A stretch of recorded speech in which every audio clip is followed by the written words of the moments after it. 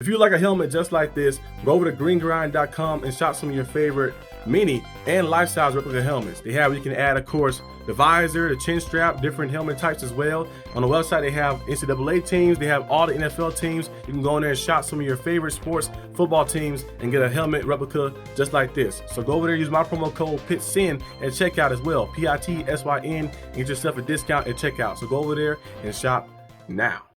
Hello my viewers, welcome back to the channel. By the video title, you know what this video is about. It's actually my first time drafting with you guys because I've been part of Steelers Syndicate since what? I think it was July or August, something like that. July, August, around that time. So that's my first time drafting with you guys. I've been doing my channel for the past 3 years on a mock draft. So if you're interested in that, I do it one-on-one every week. On my channel too, as well, the Steelers mock draft. On here, I'm gonna do one every other week. So don't look out for that. But I use the simulator, the draft simulator, my draft simulator, put it on the advanced stats and stuff, so it drafts stuff, of course, accordingly, because when you put it on regular stuff, sometimes it have where the first person might be somebody crazy, like, okay, why is he the first person to draft like that? Like, he's a top guy, but I don't think he'd be the first pick. So you have to put on advanced stats and metric and stuff. I used to use the PFF one a little bit sometimes, but I use the NFL on my draft simulator one like that, and that one works pretty well. So that's the one I use for this video right here. You can feel free to use one too as well like that if you want to do a simulation mock draft. And let me know who you got in your mock drafts down below in the comment section on here, and also on the Arsenal D.B channel, my other channel. You can go in there as well and look at the other mock drafts. I have the NFL first round one. I'm gonna have also the Steelers one as well. I did a 1.0. So be on the lookout for more and more. I'm gonna have one for the Steelers every week on that channel, and NFL mock draft one every week for that channel as well. And then on this channel, you'll see one every other week and have other news and stuff. The free agency is about to come up on March 12th, so there'll be a lot of things happening. So let's dive into this right here. Okay, in my mock draft, as you can see, of course, on the screen, first I took Kenneth Grant from Michigan. I think he's a nice player, a big defensive lineman, 350, 60 pounds. He's like 6'5", 6'6" as well. A big human being right there. He's able and very good. He's very, for his size, he's very quick as well. Like that, very quick, good straight line speed and making plays and holding the gaps and can stop the run. The Steelers struggle to stop the run. I know I mentioned this channel many times before, saying how the Ravens ran the ball all over us like that. It was able to go out there and dominate us, have over 300 rushing yards in that game. And he was just playing phenomenal against us. Derrick Henry, Lamar Jackson, they were just getting everything they wanted, first down after first down. So I feel like adding a guy like Kenneth Grant to the team will be big time. We need somebody up there to strip that front. The only knack they have on Kenneth Grant is they said that sometimes he might have a little, of course, moments where he kind of disappeared. He had 3 sacks last year, but they said in pass pursuit he might disappear sometimes he might shine. But we have TJ Watt on the outside and Alex Highsmith and Cam Hayward. Kendall Bennett's her bigs. We already have guys on our team who's able and who excel at getting to the quarterback. We don't need him to do that. If he does, that's a plus. But all we need him to do is be able to stop the run at a high level, at elite level like that, and play at a tremendous level to get us back in kind of our football style, stopping the run and running the football like that, and playing that old school Steelers football, but also mixing in some new school as well like that, taking shots down the field and making plays and happen using the middle of the field. But that's a story for a different time. But I think the Steelers should definitely draft Kenneth Grant in this. I drafted him. I see him available right there. I also seen Tyreek Williams available too, but I was like, I can probably maybe get him a second round. I could take a receiver first, but I'm like, you know what? I'm gonna take, of course, the D lineman first. I took Kenneth Grant first. Second, I took Trey Harris, as you can see as well. Big receiver. I mentioned him and discussed him on his channel as well before. He's a big receiver, like 6'3", I think, from Ole Miss.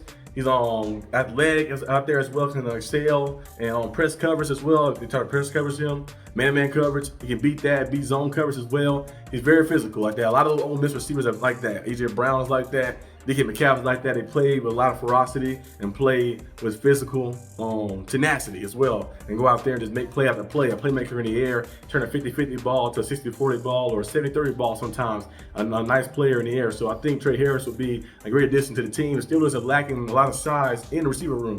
GP, of course, is cool, but adding some more size. We have Calvin Austin, and then Skoranek is there still as well. And after that, you kind of got Roman Williams, who's like 5'10", 5'11". He's quick and shifty. So we got a lot of guys who kind of do similar stuff. We need to add a little more versatility in the receiver room. So add a guy, like, of course, like Trey Harris, a big receiver, a big target, almost like Mike Evans type guy, because he's good in the red zone as well. A guy who's not afraid to use his size, his height, as well to like go up there and moss people and make plays will be very good. I also had Darian Porter, Iowa State cornerback, taken with the 3rd round pick for the Steelers. He's 6'3" as well. A big cornerback, 6'3". He plays physical as well. like that. Only thing they might have a knack on the same, like his speed might not be as fast like they were after 4.5, but you have technique and you have IQ, you'll need that that crazy speed. Having the 4.4 and 4.3 speeds is cool, but if you have technique to be able to stay in front of receivers and be able to use your footwork, your hand placement, and out muscle receivers and jam them at the line and do different things to kind of make them run the route you want them to run and stuff, you'd be very good. I think he's one of those guys that add on the team would be nice. We have JPJ on one side, who's cool, but add another guy like Darian on the other side would be great. Like that big cornerback. So as I mentioned in the channels in this channel, my Arsenal D.B channel as well. A lot of the times, you know, it's kind of the new era of things. We're seeing a lot of big cornerbacks. It started with the Brandon Browners and Richard Sherman. Remember both of those guys? Like, oh, Richard Sherman like 6'1", and Brandon Browner like 6'4", like a cornerback and DBs, and they've seen more taller ones started coming out and stuff. Now you got Sauce Gardner, the Christian Gonzalez, Travis Hunter, the different ones who have long arms, who are 6 foot, 6'1", who can run those kind of basically the same speed as a receiver or faster out there playing corner, and they all play very good press man-to-man coverage, which is very good. We've seen a lot more of that lately as well. The cornerback draft class has been good the past 3-4 years, and he's one of those guys who can be part of that draft class as well. So I had the Steelers take him at 3.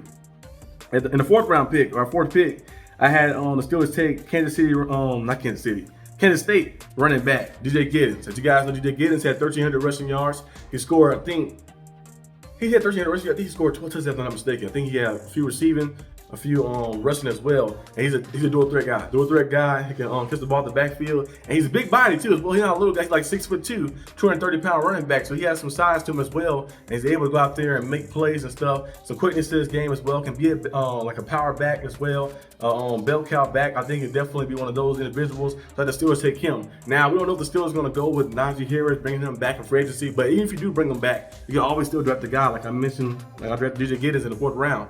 You add another guy to get a 1-2 punch. I think Jalen Warren will probably most likely be gone.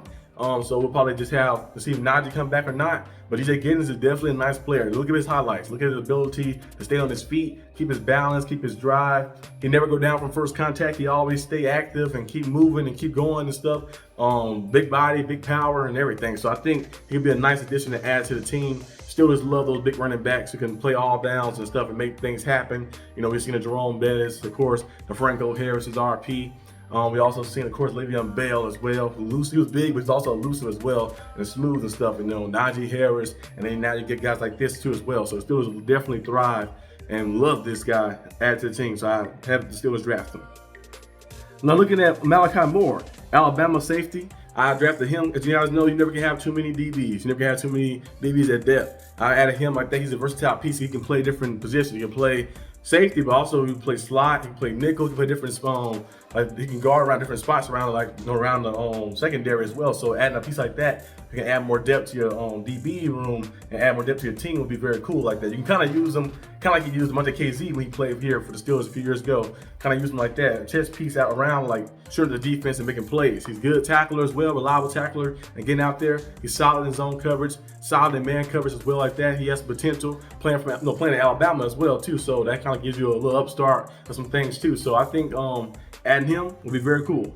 And in the last 3 picks with the 7th round, I still got 3 7th-round picks. So I took Cody Lindenberg from Minnesota, linebacker. I took him for more depth, and I also took Jalen Rivers, Miami offensive tackle, for more depth as well. And then Baron Sorrell from Texas, an edge rusher, more depth. As you guys know, we got Alex Highsmith, TJ Watt, of course, top tier guys, and then Nick Herbig. Preston Smith got released, so we'll probably have more spots. You can add another depth piece in the draft right here to kind of keep your guys shored up and see what happens. But this is my draft right here, the mock draft 1.0 for Steelers Syndicate. Let me know down below what you guys think and what you like about this draft, and let me know what your mock draft is too as well. And I'll see you guys next time on the channel. Peace out. And also give me a grade. Give me a grade on the mock draft as well, from A to F. You know, give me a grade right there. So we'll see. Peace out.